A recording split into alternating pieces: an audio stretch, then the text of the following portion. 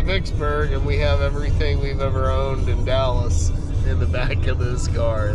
This car is so full. I can't open a door because things will literally fall out. Gosh, I swear I'm in Louisiana. I swear I'm in Louisiana. We're not in Louisiana yet. Louisiana.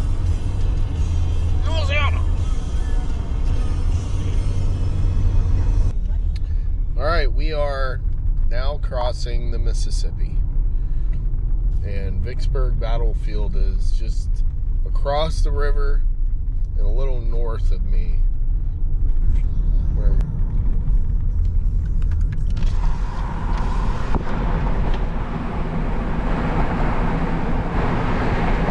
That is cool.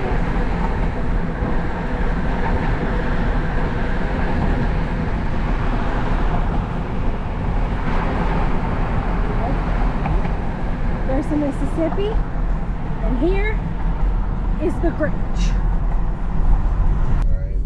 This place in the river is so important because Vicksburg was kind of the nail in the Confederacy. So when Grant took Vicksburg, it was a huge deal because it gave the Federals control of the entire Mississippi.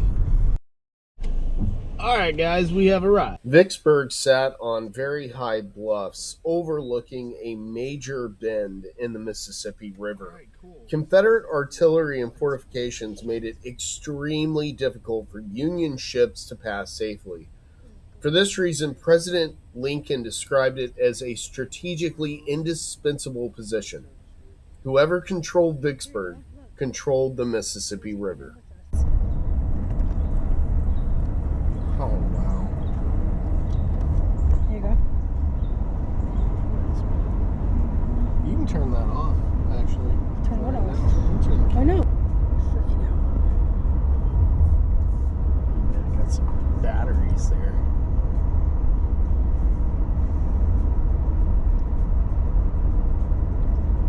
This is fucking awesome. Holy shit. Something Alexander. 18th Infantry, Wisconsin.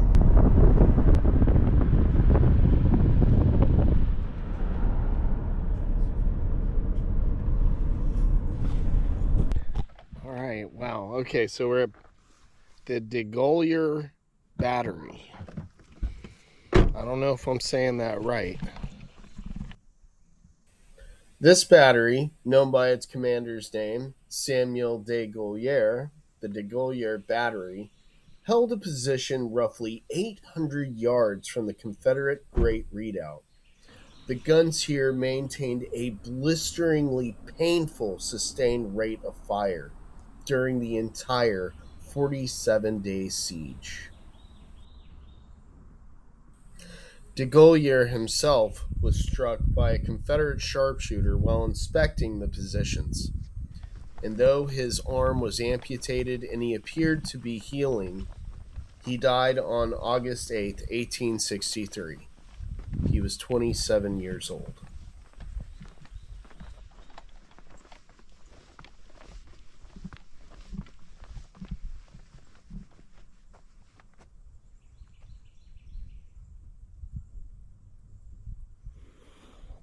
Wow.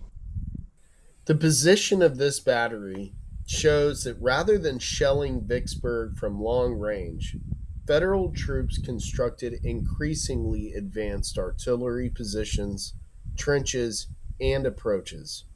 DeGolyer Battery shows us how close and violent this siege really became.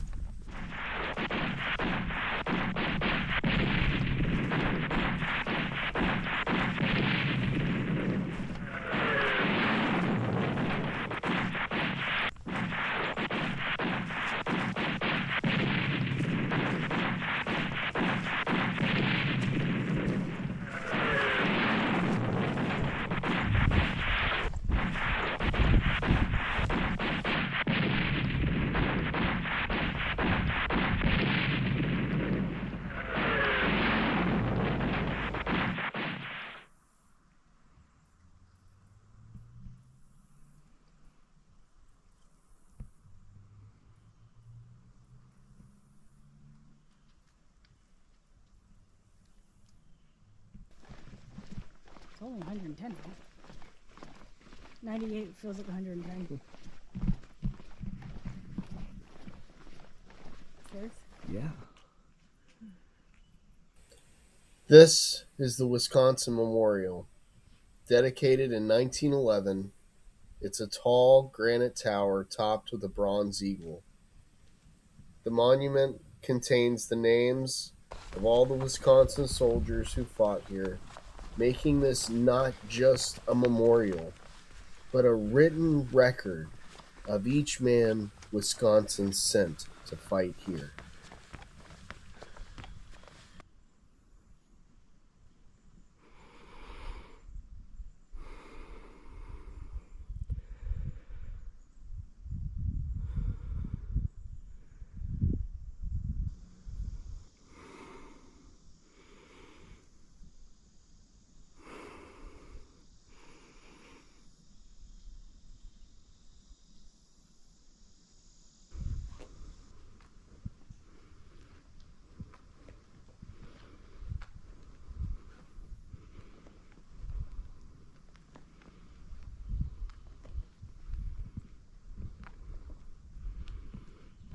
All right, so I'm doing a little jog up here, and I want to show you all something.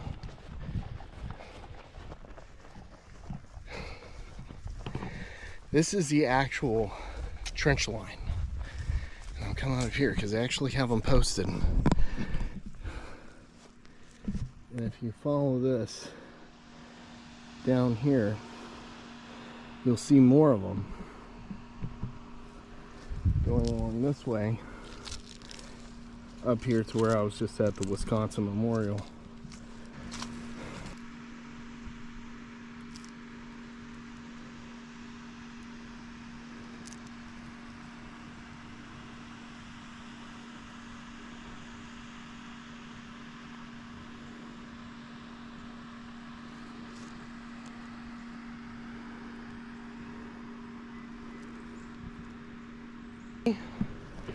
The most astonishing thing as I'm going through here, as we're driving through, is that you can still see the works.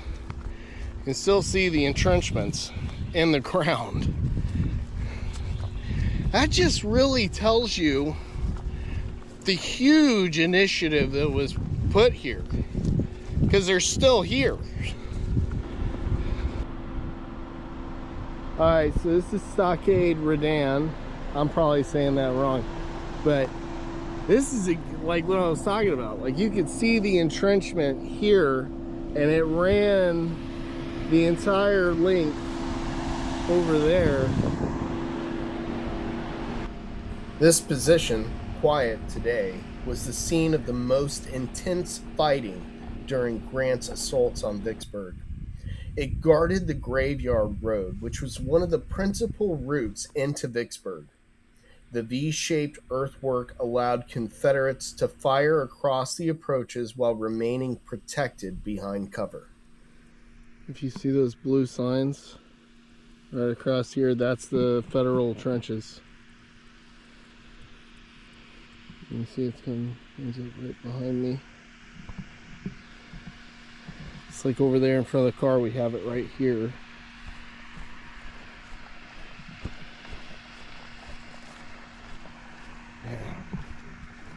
You can see the trench works right here. Wild. It's hot, but that says something to you when the works are still here. Apparently the best time to come here is in the fall. Right now it's midsummer.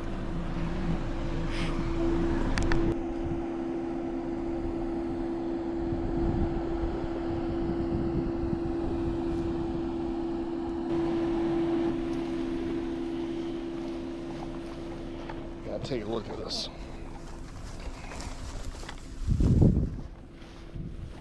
Okay, so this is Lightburn's approach. So I'm guessing he came from this end over here that's behind me.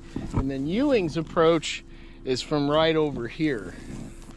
That's the trench line I just came from. Could you imagine going up this? So we got the Confederate 27th Louisiana right here, shooting down on these guys coming up. And it's hot, and it's almost vertical coming up there.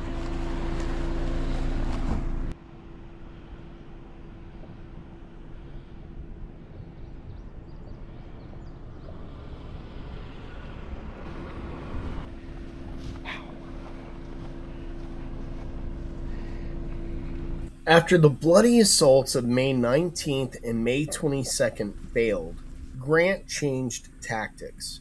Union soldiers began digging.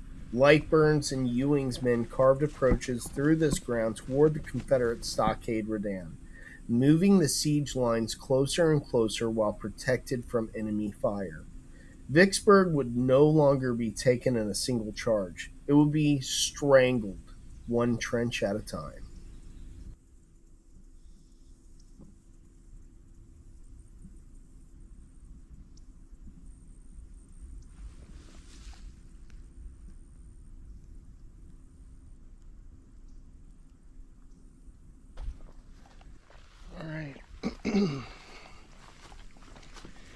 So this is where a Union assault was launched in May, and this was crowned with Confederate sharpshooters just shooting down. After the assault, they couldn't go in after them. They could only shoot from up here. But that's wild. You can see the entire assault. Look down that hill. So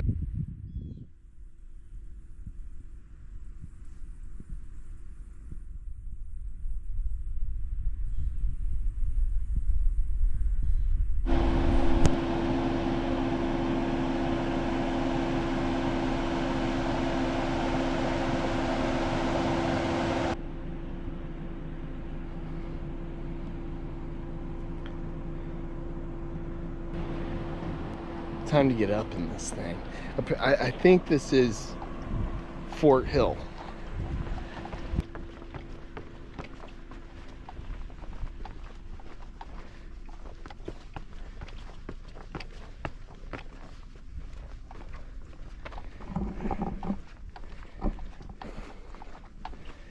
As this ain't Fort Hill, it should be. From Fort Hill, you begin to understand why Vicksburg was called the Gibraltar of the Confederacy. From these heights, Confederate forces commanded the Mississippi River below. Any Union vessel attempting to pass Vicksburg faced artillery positioned along these bluffs. To capture the city was to unlock the Mississippi and ultimately cut the Confederacy in two. Tennessee heavy artillery.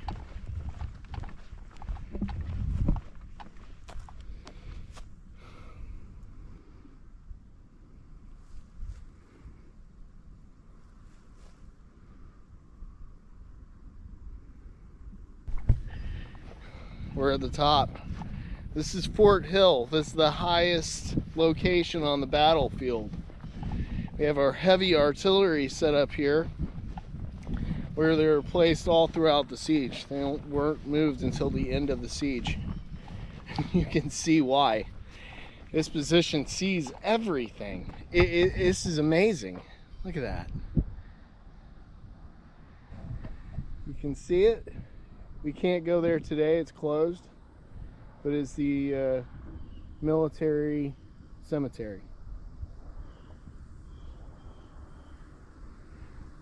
You can just imagine these heavy guns just firing non-stop with trenches filled with rifles to your left and your right, firing on Union gunboats, ironclads coming up these rivers, coming up this river, the Mississippi. That's what we're looking at right there. This is the Mississippi River. Today, it's easily about 100 degrees outside. So imagine doing this, firing cannons, loading them, hot muzzles, you know, in your uniform, wool uniform, getting shot at. 100 degrees. This is literally the biggest reason I came. If you're looking at that, kind of squinting and being like, what is that? Then yes, you are right. That's Lenore. But beyond Lenore is an Ironclad. I'm gonna have like just enough battery to go through this thing.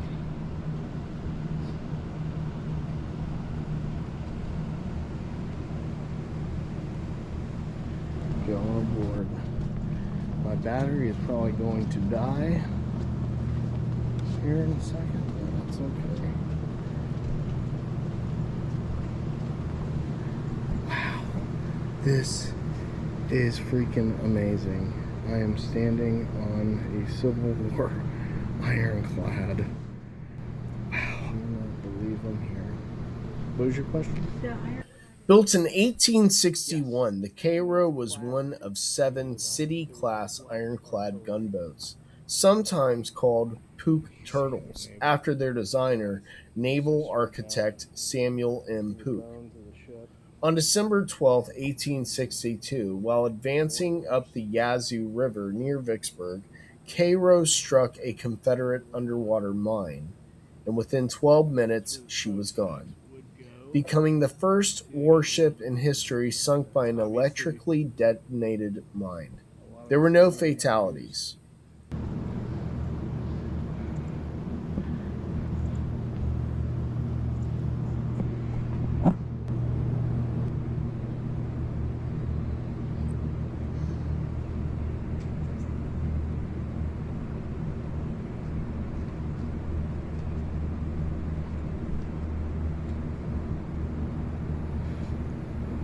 Wow, you get a very good view of the boilers here. Check that out.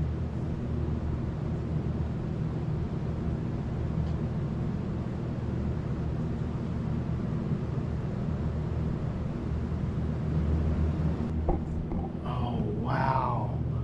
So that's the pilot house. Oh my gosh. Look, that's all like the original wood. Oh my god, that is insanely cool. Wow. In the frame, and I'm shooting at a wide angle. And look at that. Look, this is so cool.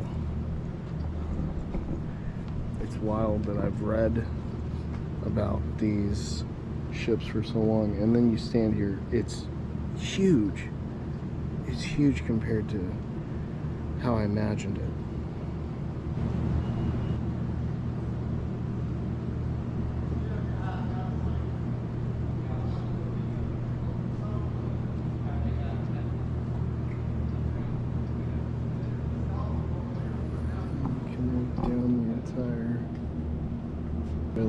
Past to the end of the ship where the paddle wheel would be. These were all paddle wheel vessels.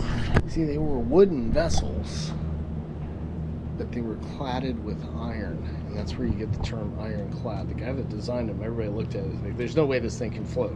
You're crazy. And he said it will float over the water and ride like a duck. And he was right.